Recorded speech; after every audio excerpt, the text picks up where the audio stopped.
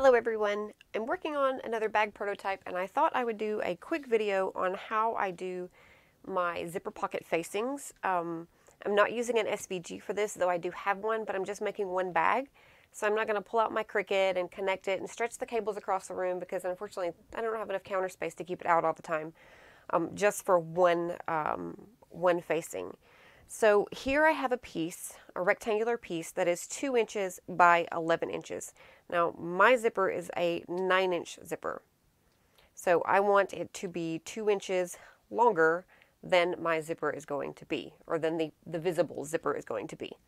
So I'm going to flip this over, and the only thing I'm going to do is so easy, y'all, is I'm going to mark, I just use a Sharpie pen, as I'm marking 1 inch from all of the edges.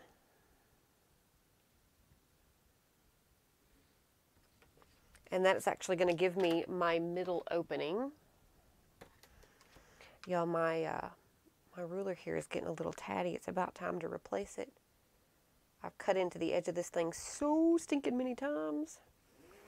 So I don't really have to go all the way across for that one because I'm just looking for that center opening to mark that.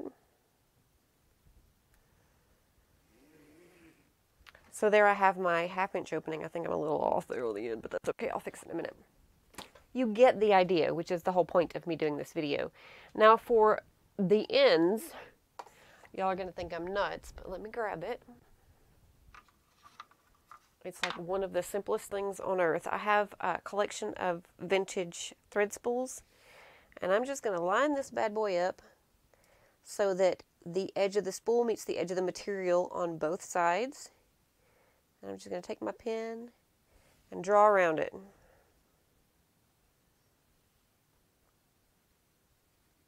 On all 4 corners.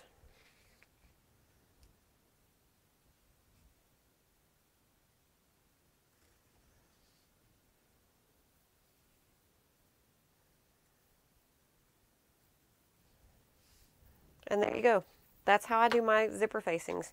It's so stinking easy, y'all.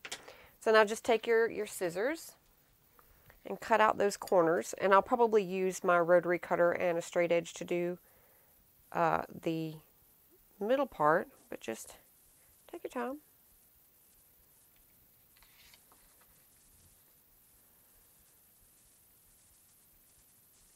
Give it a little trim.